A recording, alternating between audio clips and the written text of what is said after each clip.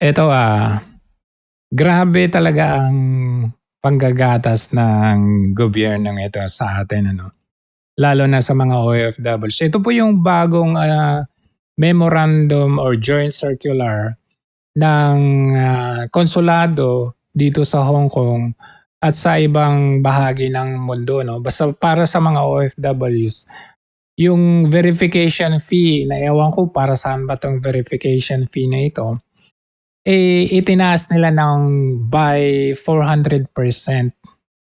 Maalala ninyo yung I think that was 2024 noong sinubukan ng pamahalaan na gatasan yung mga buyers and sellers ng sasakyan kung saan papatawan nila ng ₱20,000 yung penalty kapag hindi ka nag-declare ng binenta mong sasakyan at, binili mong sasakyan. Ano yun, may public outcry yun, sumigaw ang taong bayan, napatulfo pa ata yun. Natigil, hindi natuloy yung gusto nilang gatasan yung taong bayan. Kaya nga siguro nakapaghanap sila ng pamamaraan noong 2025 ano na, may mga blank na blanco doon sa BICAM na budget, tapos hanggang dumating sa flood control issue, yung kinuha ang pera ng PhilHealth, binenta yung gold natin, oo. So ngayon, fast forward, effective March 1, 2026, kahapon lamang yan, Sunday, kagulat-gulat na balita para naman sa mga OFWs kasi itinaas ang bayad ng verification fee. Nakakagalit kasi wala man lang consultation, wala man lang pag-uusap 'no, mula sa hindi man lang ito tinalakay publicly or i-explain kung bakit nagtaas ng 400% yung verification fee. Ano ba yung verification fee? Kung titignan po kasi natin ang ito yung kanilang definition. Definition ng verification fee, ang purpose daw nito para sa worker protection. Ensures that employment rights, benefits, and welfare are protected by the worksite. Totoo ba yan? Marami kaming nangangailangan ng tulong Bakit hindi kami nakakakuha ng appropriate na help? Kaukulang pansin at tulong mula sa inyo? Wala. Tapos legal compliance confirms that the contract is consistent with the prevailing labor and immigration laws of both the Philippines and the host. So, babayaran pa pala namin yung pag-confirm ninyo ng kontrata namin. Galing na kami sa Hong Kong Immigration, nakuha na namin yung visa namin sa Hong Kong Immigration. Tapos pagpunta namin sa Philippine Consulate, magbabayad na naman kami ng verification fee. Doble-doble na yan. Trabaho nyo yung i-verify. Tapos, kukunin nyo yung, grabe talaga. Job validation. Verifies the actual existence of the employee. Binigay na nga ng Hong Kong Immigration ang kontrata, ang visa namin. Hindi ba existent yun? Magbibigay kami magfa-falsify kami ng document namin na ipapasa sa Hong Kong Immigration. Exit requirement. Ang dami. So, yan daw ang tawag nito, ibig sabihin ng verification fee sa kanila. Paano ba kasi umaandar yung proseso ng pag-renew ng kontrata, new employer man yan or old na employer. Ngayon, ang first na step kasi noon ay pumunta ka sa Hong Kong Immigration at i-process mo yung kontrata mo. May mga requirements sila doon at ang babayaran mo ay 230 Hong Kong dollars lamang. Wala nang extra, wala na kung anong kaik-ikan dyan. Walang verification fee, basta 230 HKD lamang. Matagal na tong 230, hindi pa sila nagtataas ng price. Ewan ko, baka 320 na ngayon, pero yun lang ang babayaran mo. Ngayon, pag lumabas na yung visa mo from Hong Kong Immigration, pupunta ka naman sa Philippine Consulate or yung bago ay MWO. Ayan. Ngayon, ang babayaran mo, may verification fee at saka authentication fee. Grabe talaga. Ang total niyan is 476 HKD. Sa ngayon I mean before bago nagtaas.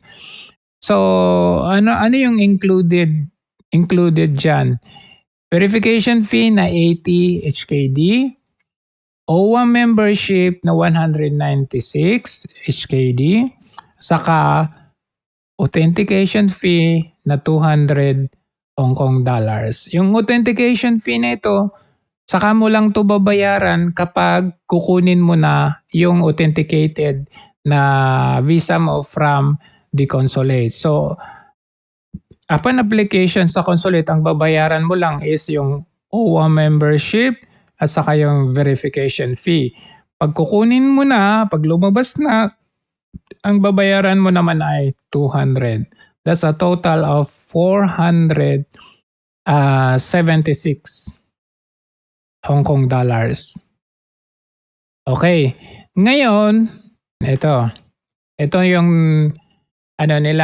adjustment, new application or new contract lamang ito. Hindi po applicable sa renewal. So from 80 HKD, kita nyo yan ang adjustment nila naging 320. Dito lang tayo kasi yan yung tumaas ngayon Ayan, 80 to 320 HKD. Ngayon, tinignan natin yung datos kung ilan ba yung number, kasi as of now meron tayong 202,000 na Filipino foreign domestic workers natin.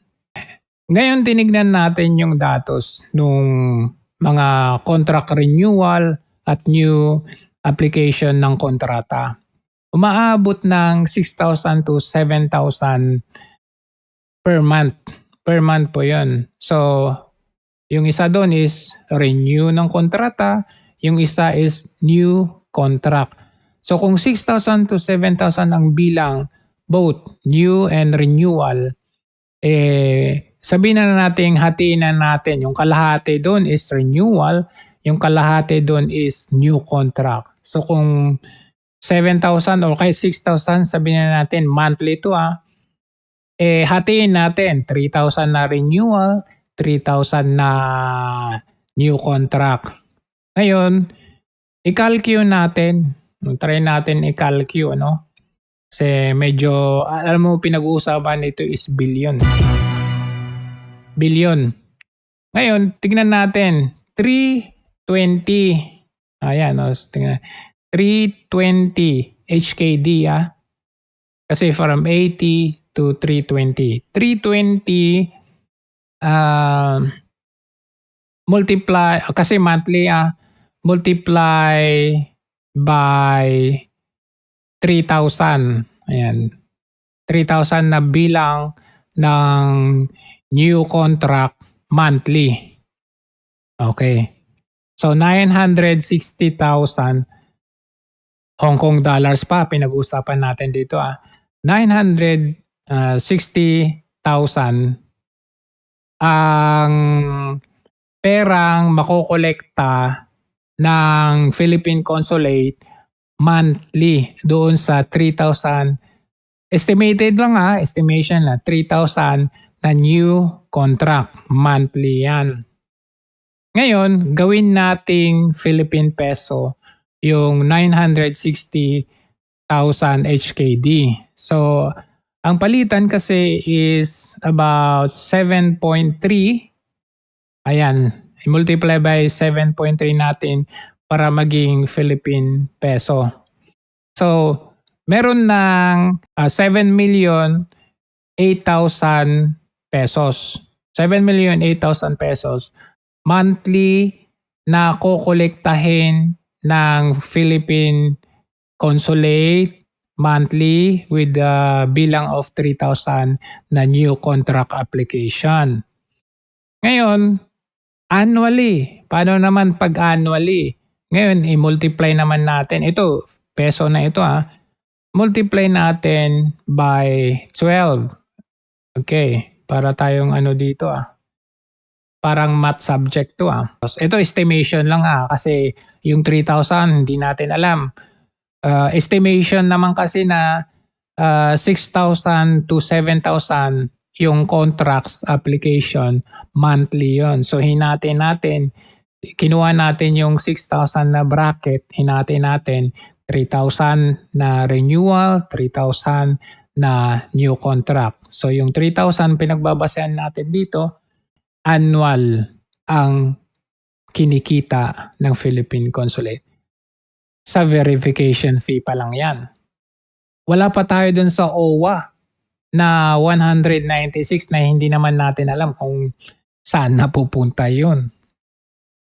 Tapos yung authentication fee na 200. Ngayon, ito. Pagbasehan naman natin yung total.